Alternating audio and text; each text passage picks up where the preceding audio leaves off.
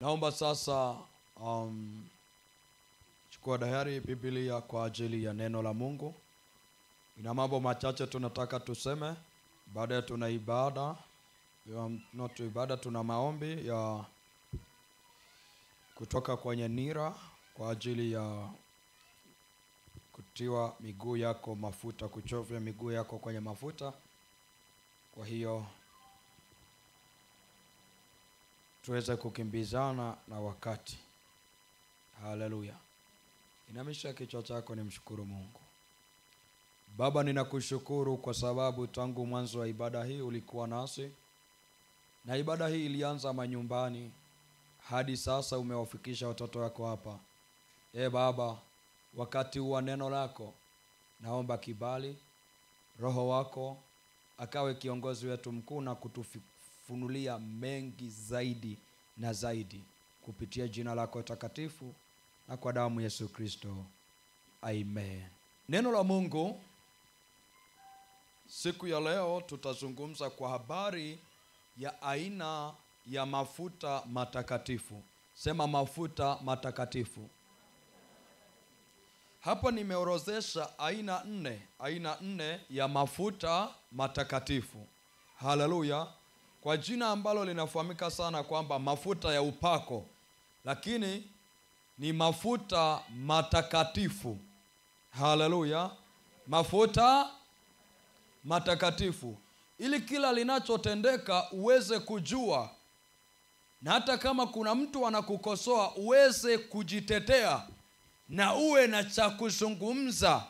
Haleluya. Haleluya.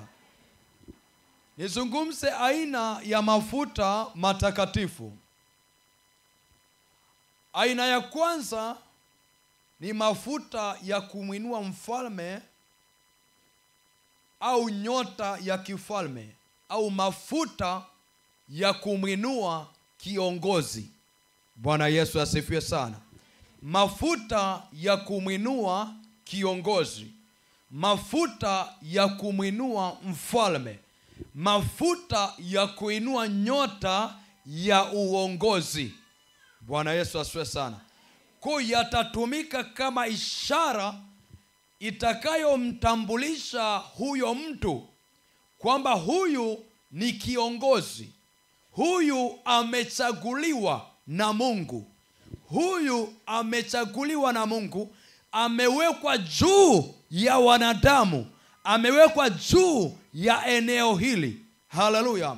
Kwa hiyo mafuta hayo anamiminiwa kiongozi au mfalme kwa ajili ya kuinua sasa kile kibali, ile nyota ya kifalme sasa, ili ikatambulike na kila moja akaweze kumfahamu kwamba yeye ni nani. Haleluya. Haleluya. Hiyo ni aina ya kwanza. Kitabu cha Samueli wa kwanza 16 mstari wa kwanza. Samueli wa kwanza 16 mstari wa kwanza. Nasoma Samueli wa kwanza sura ya mlango wa 16 mstari wa kwanza. Neno la Bwana linasema, ndio, Bwana akamwambia Samueli. Bwana akamwambia Samueli, hata lini utamlilia Sauli ikiwa mimi nimemkataa? Hata lini utamlilia Sauli ikiwa mimi nimemkataa? Asiwamiliki Israeli. Asiwamiliki Israeli. Ijaze pembe yako mafuta. Ijaze pembe yako mafuta. Uende nami nitakupeleka kwa Yese. Uende nami nitakupeleka kwa Yese. Mbele Bethlehemia. Maana nimejipatia mfalme katika wanawe. Ndio. Mstari wa 2. Haleluya. Amen. Bwana akamwambia Samueli, hata lini utamlilia Sauli? Sauli alikuwa ni mfalme, lakini ameenda kinyume na maagizo ya Mungu. Kinyume na maagizo ya Mungu.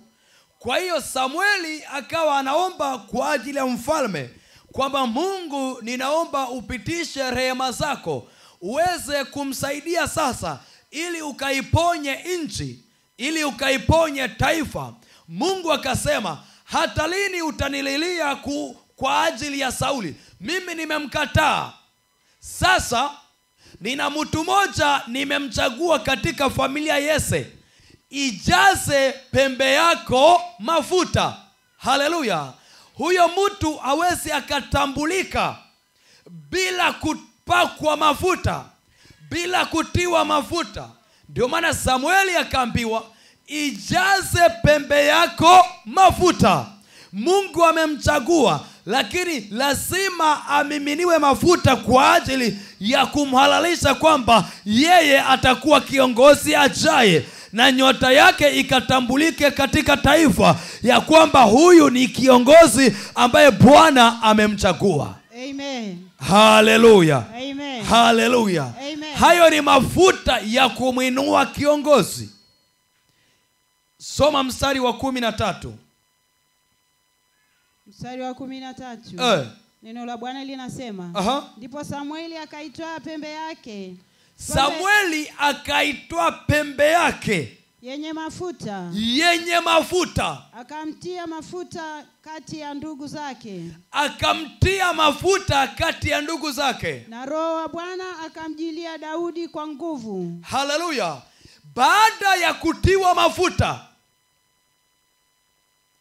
Roho wa Bwana akamjilia kwa nguvu. Haleluya. Tangu siku ile basi Samueli akaondoka akaenda zake Rama. Haleluya. Akawa amemaliza kazi.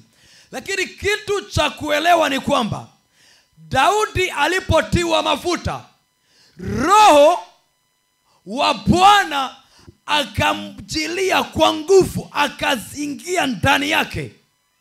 Bwana alikuwa anamjua Daudi ni mfalme ajaye, amemchagua. Lakini ili athibitike, lazima amiminiwe mafuta. Haleluya. Alipomiminiwa tu mafuta, kilichotokea ni nini? Roho wa Bwana, kwamba yale mafuta aliyomiminiwa ni mafuta matakatifu. Roho wa Bwana akamjilia kwa nguvu, akashuka ndani ya Daudi, kwamba ile nyota ya kifalme ikainuka. Yule Roho alipoingia ndani yake, Roho atakayemuongoza na kutembea sasa yeye kama mfalme, sio kama Daudi tena, kwamba atatembea kama mfalme Daudi, kwamba nyota yake ya kifalme itatambulika kwa watu na watu watamkubali ya kwamba yeye ni mfalme, maana ameshatiwa mafuta. Amen. Haleluya. Amen. Haleluya. Amen. Haleluya. Amen. Kwa hiyo mafuta ya kuinua nyota ya uongozi, Bwana anaweza kukutia mafuta na yakakuwezesha ukainuka kwenye mahali unafanya kazi, ukainuka zaidi ya wengine na ukatambulika zaidi ya wengine, maana umetiwa mafuta kwamba wewe ni mtu fulani sasa. Amen. Hiyo ofisi itakutambua sasa. Amen. Hapo kazini watakutambua sasa kama fulani, maana Bwana amekutambulisha. Amen. Haleluya. Ni mafuta yanayothibitisha kwamba huyu kachaguliwa na Mungu na hakuna wa kumpinga. Kachaguliwa na Mungu. Mungu anaweza kukuinua kwenye site unafanya biashara, akakutia mafuta. Kwenye mtao akakutia mafuta, na Roho wake akawa ndani yako, akakuwezesha katika kuinuka kwenye biashara yako. Maana pia wewe ni kiongozi wa biashara yako. Ile nyota ya kuendesha biashara yako Bwana anaibariki. Watu wanatambua, wanakufahamu, wanaleta mizigo, roho ya uaminifu inakuja, wanashirikiana na wewe, wanapatana na wewe, hakuna kudhulumiwa, hawawezi kukudhulumu, maana Bwana amekutia mafuta. Haleluya, haleluya. Amen. Ili kuna mahali utambulike, lazima Mungu akutambulishe kwanza. Ili utambulike, lazima Mungu akutambulishe. Amen. Haleluya. Amen. Mafuta pia, mtu anaweza tiwa mafuta akainuka akawa mtumishi mkubwa. Bwana Yesu asifiwe sana. Ikainua ile kipawa kilichoko ndani yake. Haleluya. Amen. Haleluya. Amen. Hayo ni mafuta ya kumwinua kiongozi. Bwana Yesu asifiwe sana. Amen. Aina ya pili ya mafuta. Haleluya. Amen. Aina ya pili ya mafuta, mafuta ya uponyaji. Aina ya pili ya mafuta matakatifu, mafuta ya uponyaji. Haleluya. Amen. Kitabu cha Yakobo 5 mstari wa 14. Yakobo 5 mstari wa 14. Mafuta haya yanaleta uponyaji kwenye maisha ya mtu. Haleluya. Uponyaji wa afya. Haleluya. Kwamba mtu akitiwa yale mafuta, roho wa uponyaji anashuka. Malaika wa uponyaji anashuka. Maana atashuka kwa sababu mafuta aliyotiwa huyo mtu ni kwa sababu ya uponyaji. Haleluya. Kwa hiyo wale malaika wanaotenda kazi ya uponyaji watashuka hapo kumponya huyo mtu. Maana ile nguvu ya kwao iko ndani ya hayo mafuta. Sijui kama umenielewa.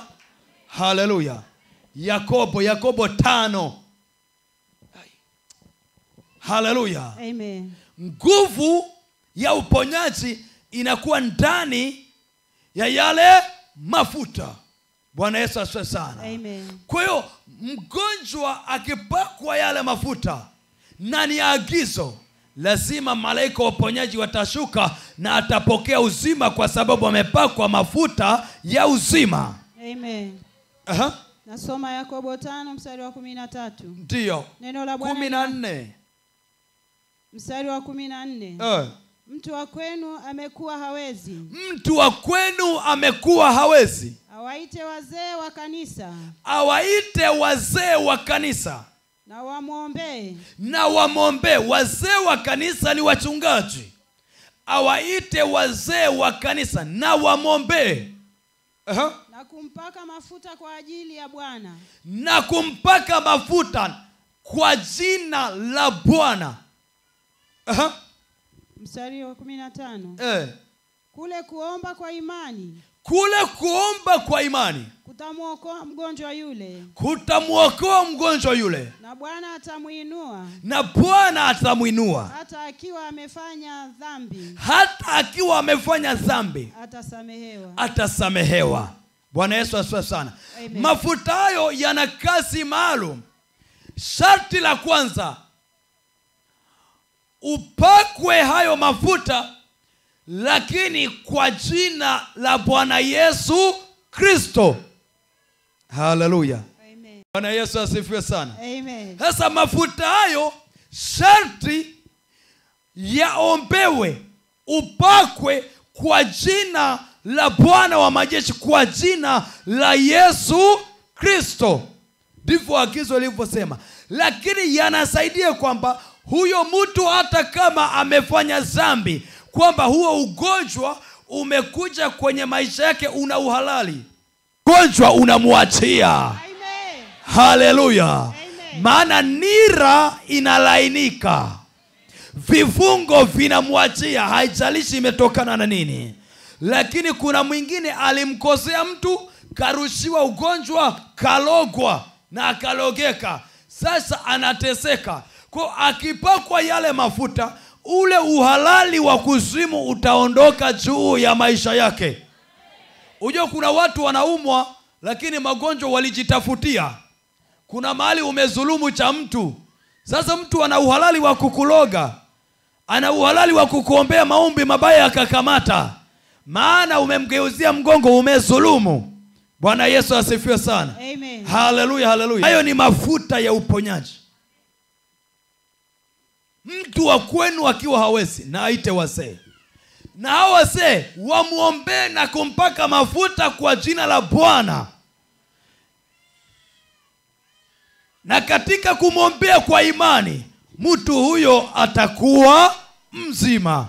Bwana Yesu asifiwe sana. Amen. Haleluya, haleluya. Amen. Aina ya tatu ya mafuta, mafuta ya kuvunja nira au vifungo vya kila aina. Isaya 10 mstari wa 27. Mafuta ya kuvunja nira. Mafuta ya kuvunja nira.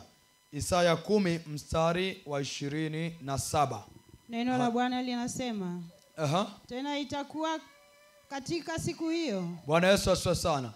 Nira ni vifungo. Kifungo cha nira ni kwamba unamchukua, unamweka kwenye ile listi au kwenye ule mnyororo, kwenye ule mstari wa watu wenye aina ya kifungo hicho. Nira ya magonjwa, labda magonjwa ya kifua kikuu au sukari, anachukuliwa huyo, ataunganishwa kwenye nira ya waliowahi kufa kupitia huo ugonjwa, ili na yeye amalize mwendo wake kama hao. Sijui kama umeelewa mwana wa Mungu. Amen. Hicho ndicho kifungo. Bwana Yesu asifiwe sana. Amen. Sasa familia ikifungiwa nira, ni kwamba kila moja yuko ndani ya hicho kifungo. Vile cheni inavyokaa, ndivyo kifungo cha nira inavyokaa. Haleluya. Amen. Haleluya. Amen. Kwamba ametengwa, yeye yuko kwenye huu mstari wa wagonjwa ya aina hii, waliokufa kwa shida hii, waliomalizika kwa shida hii. Haleluya. Nira za umaskini, waliowahi kufilisika, waliokufa na katika hali ya kufilisika. Sasa unafungwa huko. Bwana Yesu asifiwe sana. Amen. Sasa mafuta hayo yanakuwa special, yameombewa kwa ajili ya kukata hivyo vifungo, kukata hiyo nira, hususani vifungo vya kurisiana na kurisishana. Bwana Yesu asifiwe sana. Amen. Vifungo vya kurisiana na kurisishana. Kwa hiyo hayo mafuta yatakuwa na kazi kwa ajili ya kulegeza hivyo vifungo na kukata hivyo vifungo. Maana kifungo kikilegea, kukata kifungo ni rahisi sana. Bwana Yesu asifiwe sana. Amen. Kifungo kikilegea, kukata hicho kifungo ni rahisi sana. Amen. Amen. Endelea. Mstari wa 27. Tena itakuwa katika siku hiyo, mzigo wake utaondoka begani mwako. Mzigo wake utaondoka begani mwako. Na nira yake shingoni mwako. Na nira yake shingoni mwako. Nayo nira itaharibiwa. Nayo nira itaharibiwa. Kwa sababu ya kutiwa mafuta. Nira itaharibiwa kwa sababu ya kutiwa mafuta. Sasa kwa sababu ule ni muunganiko, mafuta yakiwekwa katikati yanaharibu ule muunganiko, yanatawanya ile cheni, yanakatakata vile vifungo. Maana hapa yamewekwa mafuta, yanaharibu, ndio maana itaharibiwa. Haleluya. Kwa sababu ya kutiwa mafuta, kwamba yale mafuta matakatifu yaliyoombewa yatasimama sasa kuharibu ile nira. Kama ni nira ya magonjwa, kama ni nira ya umaskini, kama ni nira ya madeni, kama ni laana, yataharibu. Kwamba maana ya kuharibu ni kwamba haitaunganika tena, haitasimama tena, haitatengenezeka tena. Hale siki imeharibika. Bwana Yesu asifiwe sana. Amen. Kimefanyaje? Kimeharibika. Kimeharibika. Amen. Amen. Haleluya. Amen. Kimefanyaje? Kimeharibika. Kimeharibika. O mafuta yako na kazi kubwa sana. Mfano, njoo mtumishi. Mfano, shika huu mkono. Aya, vuta. Aya. Haleluya. Si unaona ametumia nguvu kubwa. Hapa si kuna mafuta? Haleluya. Sasa si unaona? Si unaona vile nira inaondolewa. Sasa katika ulimwengu wa roho, hata kama vifungo vilikuwa vimejikaza kiasi gani. Haleluya. Haya, vuta. Tumia nguvu zako zote, vuta. Vuta. Haleluya. Sasa ni kwamba sio kwamba anavuta lakini haivutiki, maana ile vifungo vimelegezwa. Haleluya. Vimefanyaje? vimelegezwa. Hakuna ugumu tena wa nini? Wa vile vifungo. Bwana Yesu asifiwe sana. Amen.